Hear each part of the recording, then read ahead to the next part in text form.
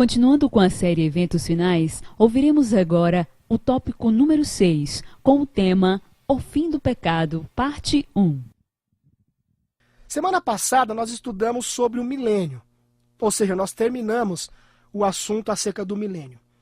O último texto de reflexão, inclusive, e você pode ir anotando os textos e depois ler com calma através do seu estudo pessoal, o último texto foi o de 1 de Paulo aos Coríntios, capítulo 13, versículo 12.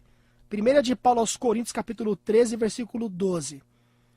Que disse assim, porque agora vemos como em espelho, obscuramente.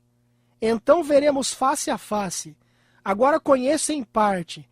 Então conhecerei como também sou conhecido. Ou seja, no milênio, e nós vimos claramente isso, que o milênio será lá no céu.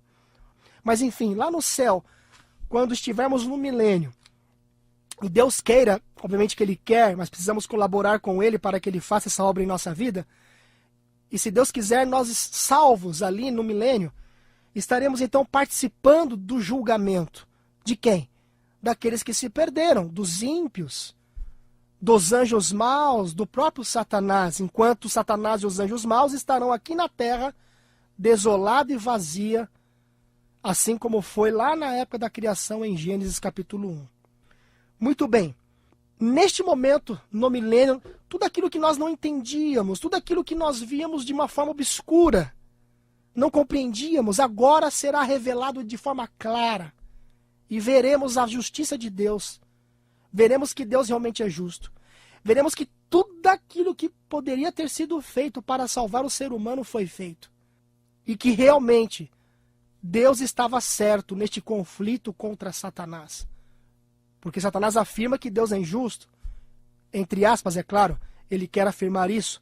Ele alega que Deus é injusto, que sua lei é injusta, que sua lei é impossível de ser observada, que o seu governo é injusto, que o governo dele, Satanás, é um governo melhor do que o governo de Deus.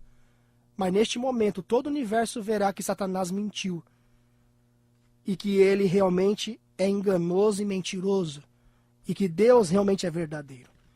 Um dia teremos as respostas para todas as coisas. E este dia será na época do milênio.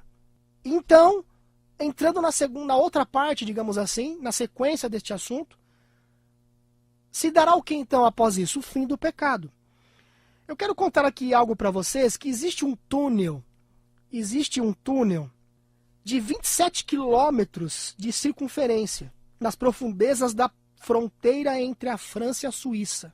Não sei se você já ouviu falar sobre isso. Trata-se do maior acelerador de partículas do mundo.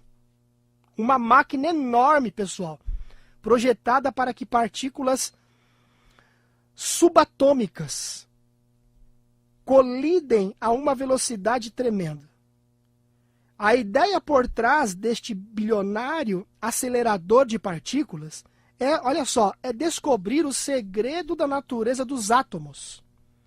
E então eles colidem átomos para criar partículas cada vez menores.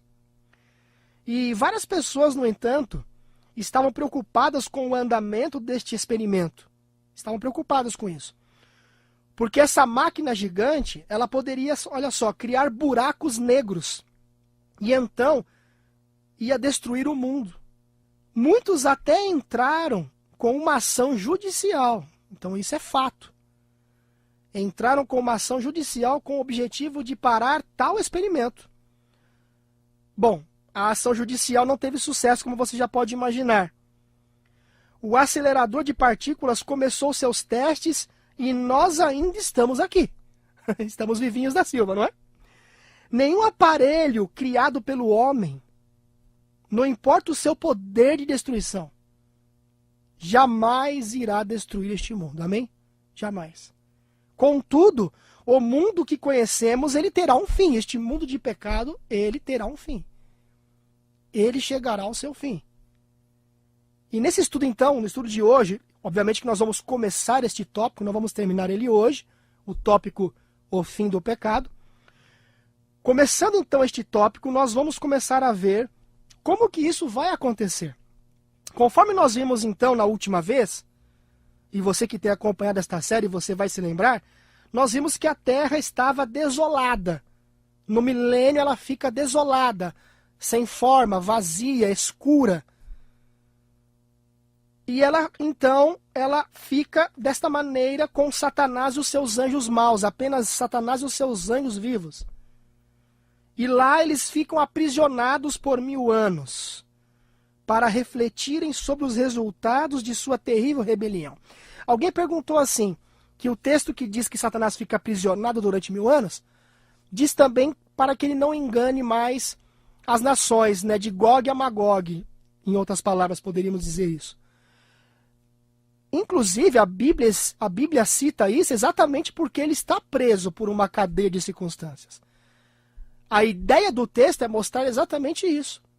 Que por ele estar preso por uma cadeia de circunstâncias, pelo fato de que quando Jesus vem em poder e glória, os perdidos não suportam a sua glória e morrem, ele então não tem ninguém mais para enganar. Por isso que ele não engana mais as nações. Porque todas estão o quê? Mortas, destruídas. A terra está sem forma e vazia, desolada, sem vida. Enquanto os perdidos do mundo estão mortos, Satanás então reflete sobre os resultados da sua terrível rebelião. Enquanto isso, lá no céu, como nós vimos, os salvos estão capazes de aprender todos os tipos de coisas que antes lhes eram escondidas.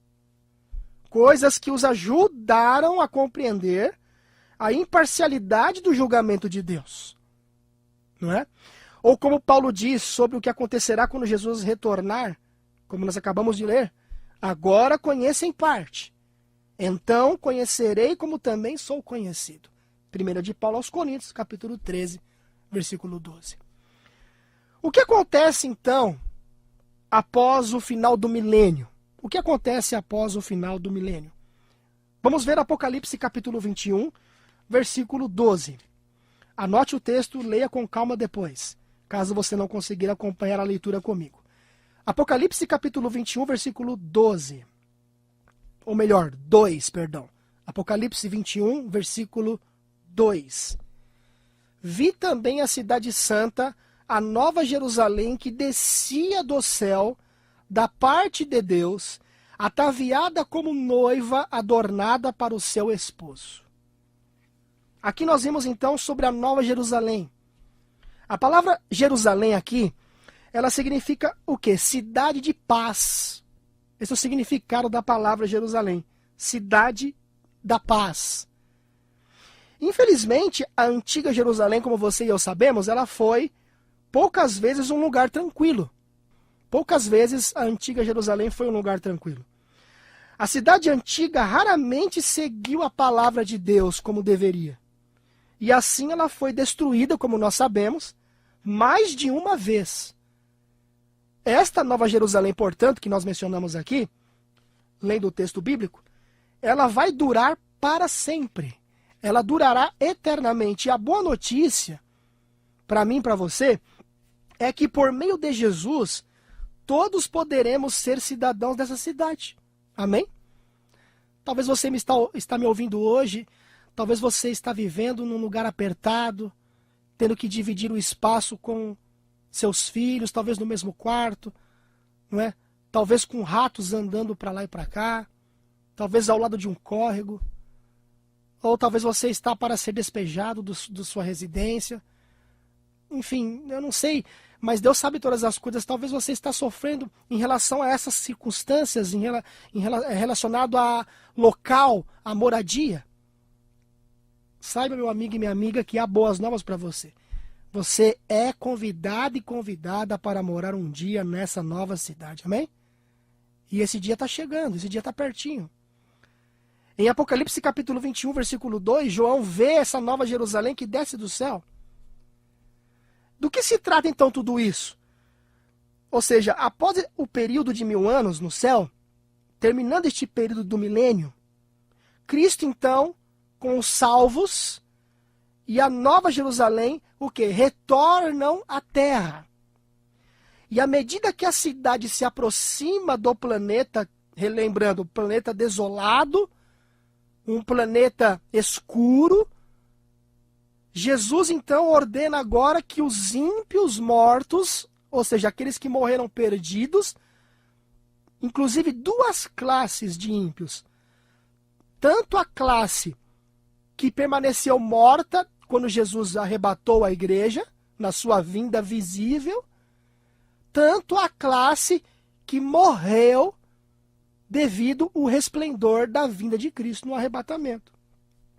Jesus ordena então que esses agora ressuscitem. E eles saem agora dos seus túmulos empoeirados. O que acontece então em relação à ressurreição dos perdidos? Ou seja, quando a ressurreição dos perdidos, melhor dizendo, acontece. Apocalipse capítulo 20, versículo 5. Apocalipse capítulo 20, versículo 5, diz assim: os restantes dos mortos não reviveram, até que se completassem os 1000 anos. Esta é a primeira ressurreição. Ou seja, observe de novo então os 1000 anos. Analisemos então de novo o milênio. O período de tempo que aprendemos que é chamado então de milênio, em relação aos 1000 anos. Como nós vimos então no estudo anterior, durante aqueles 1000 anos, os salvos eles estavam reinando com Deus no céu, não na terra. Repetindo, não é aqui na terra, ou seja, no céu. Envolvidos no trabalho de julgamento. Apocalipse capítulo 20, versículo 4, diz: e viveram e reinaram com Cristo durante 1000 anos. No entanto, os perdidos, aqueles mortos durante a desordem que envolveu os últimos dias e a segunda vinda de Cristo, bem como os mortos e perdidos de todas as eras, desde Adão até os nossos dias, eles então estão dormindo na terra, como nós já falamos. Mortos até o final, ou seja, permanecem, repetindo mais uma vez, permanecem mortos até o final destes 1000 anos. Em seguida, então, sob o comando de Deus, aqueles que não foram salvos, de todos os tempos, de todos os lugares, eles são agora ressuscitados. Eles ressurgem agora, olha que interessante, olha a cena, olha a diferença, porque a Bíblia diz que quando Jesus vem de forma visível e literal arrebatar a sua igreja, os vivos são transformados num abrir e num fechar de olhos. E juntamente com aqueles que morreram em Cristo e ressuscitam, são arrebatados para encontrar o Senhor nos ares. Mas olha agora a diferença. Esses ímpios, eles ressuscitam agora com o mesmo corpo mortal que eles possuíam antes da sua morte. À medida que Jesus desce, seus pés então tocam o Monte das Oliveiras.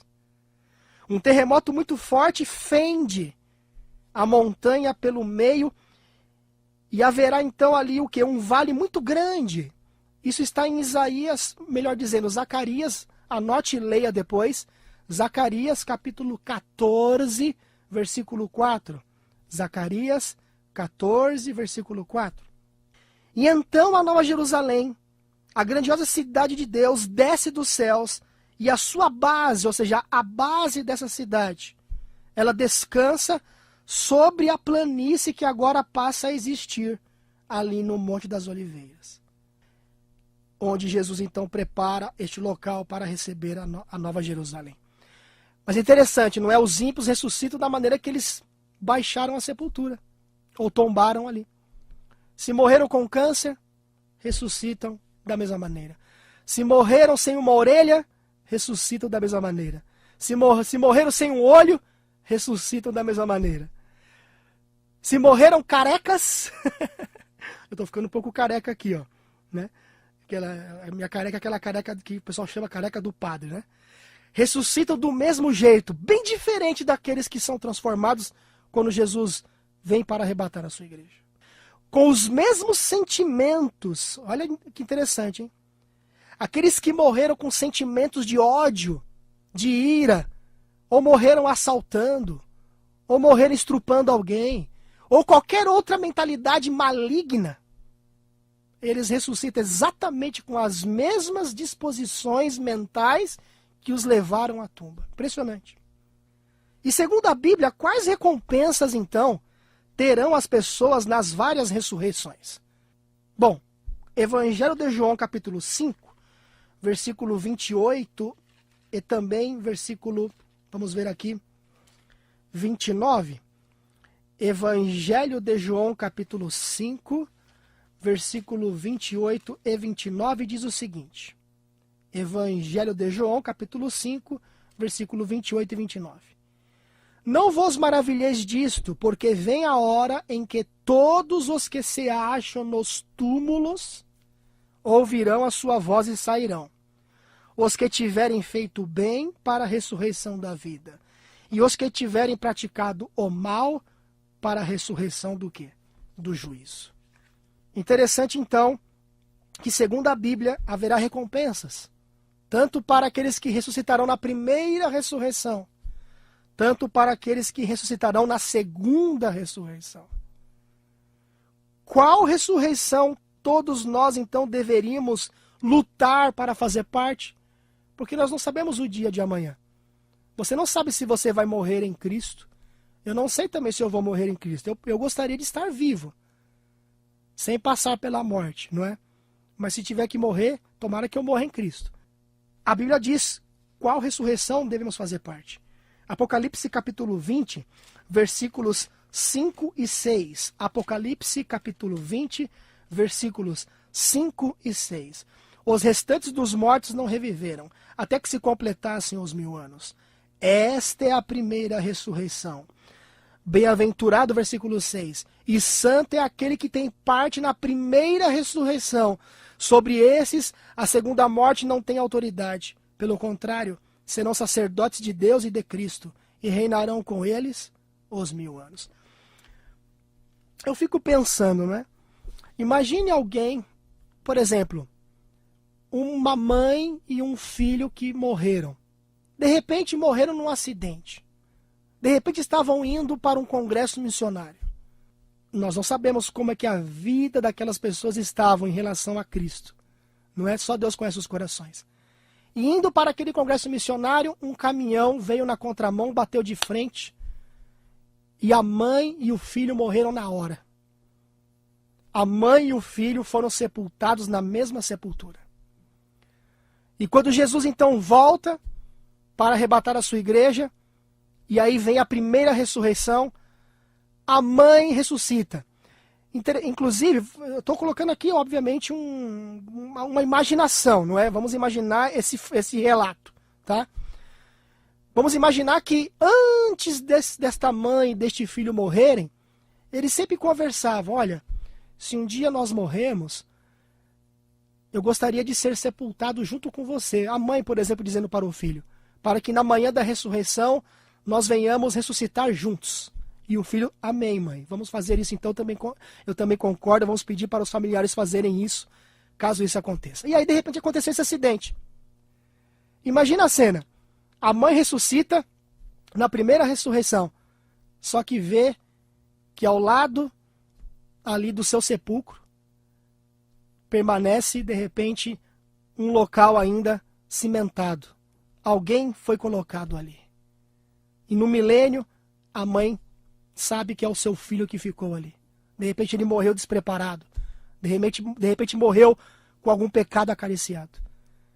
E imagina a cena, esse filho ressuscitando agora depois do milênio. Ele ressuscita, puxa, acho que ressuscitei para a vida eterna, Jesus está voltando. Mas na verdade ele olha para o lado e vê ali que a sepultura onde foi colocada a sua mamãe já estava aberta. Ou seja, sua mãe tinha sido ressuscitada na primeira ressurreição e ele para a segunda ressurreição. A segunda ressurreição, a ressurreição da condenação. Que triste, não é verdade, amigos? Isso vai acontecer muito, eu fico imaginando isso. Isso vai acontecer muito nos últimos dias. Ou pelo menos naquele grande dia quando Jesus vier. Infelizmente vai acontecer. O interessante é que todos estivéssemos juntos eternamente. Por isso devemos estar preparados. Porque seria muito interessante que toda a família vivesse eternamente. Seria muito triste que um pai fosse salvo e um filho não fosse salvo. Uma mãe fosse salva e um filho não fosse salvo. O interessante é que todos fossem salvos e vivessem eternamente. Por isso que nós devemos estar unidos em família, principalmente, na mesma fé, na mesma mentalidade, para que venhamos viver eternamente com Jesus. Enfim, haverá 2 ressurreições.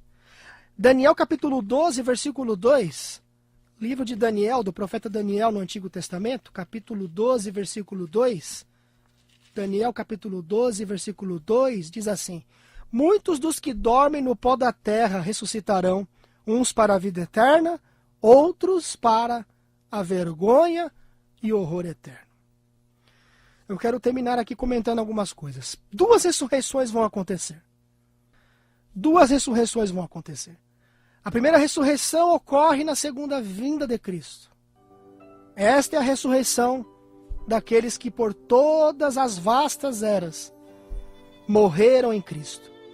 Adão, Abraão, Davi, Pedro, Paulo, todos os fiéis que deram a sua vida para Jesus, que acreditaram em sua justiça, que procuraram viver uma vida de fé e obediência. A primeira ressurreição é aquela que ocorre no começo do milênio, quando Jesus volta e inaugura o milênio no céu.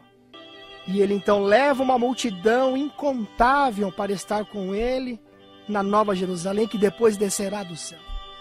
Então, infelizmente, haverá a segunda ressurreição, que ocorre no final do milênio, após o trabalho de julgamento ter sido feito no céu durante 1000 anos. Essa é a ressurreição dos perdidos, daqueles que rejeitaram a salvação oferecida por Cristo e agora têm de colher os frutos de suas ações. Que tragédia, meu amigo e minha amiga, meu irmão e minha irmã, principalmente quando por meio de Jesus todos eles poderiam ter tido a salvação, o perdão, poderiam ter tido perdão, poderiam ter tido a vida eterna. Cristo poderia tê-los perdoado por sua própria misericórdia e graça. No entanto, cada um dos perdidos, em sua própria maneira, rejeitou a misericórdia e a graça. Por que é tão importante fazer parte da primeira ressurreição, caro ouvinte? Que promessas você pode reivindicar agora para fazer parte desta promessa e para fazer com que ela seja sua, essa promessa seja sua? Queridos, pensem seriamente como anda a vida de vocês. De repente você está apegado a algum pecado. De repente você está apegado a algum pecado acariciado. Vale a pena perder a vida eterna por causa de coisas passageiras, destituídas de valor espiritual? Sabe por quê? Porque você mesmo, querido amigo e amiga, se você não abandonar de repente algum pecado acariciado, você mesmo não vai querer viver na presença de Deus. Porque viver na presença dele seria algo como um fogo consumidor para você. Pense sinceramente sobre isso, meu amigo e amiga. Eu quero fazer uma oração para que Deus hoje te ajude a ser um vitorioso e a vencer como Jesus venceu. Vamos orar neste momento? Aonde você estiver, se for possível, feche os olhos. Se não for possível, porque de repente você está dirigindo, trabalhando, enfim, eleve a sua mente em espírito, em oração também comigo. Vamos orar. Pai bondoso e eterno Deus, agradecemos a Ti porque reconhecemos nesta tarde que tudo aquilo que o Senhor pode fazer para nos salvar, o Senhor tem feito. E que ainda há graça e que ainda há misericórdia para nós. Ó Pai amado, não sabemos o dia de amanhã. Não sabemos o que será de nós daqui 5 minutos, 10 ou mais, ou até menos que isso. Mas se viermos, ó Pai, a falecer, permitas que faleçamos em Cristo. Permitas que morramos em Jesus, com todos os pecados confessados, abandonados, porque houve arrependimento, porque houve confissão e aí o Senhor perdoou. Para que na primeira ressurreição, ó Pai, venhamos ressuscitar e venhamos reencontrar os nossos queridos, amados que se foram, e para que possamos viver eternamente com eles nas mansões celestiais. Abençoe as famílias, ó Pai, abençoe os casais, abençoe todos aqueles para que fiquem unidos e possam viver unidos eternamente com Jesus nas mansões celestiais. Que nada, ó Pai, que venha através de Satanás, venha nos arrebatar, ou seja, arrebatar de nós a salvação.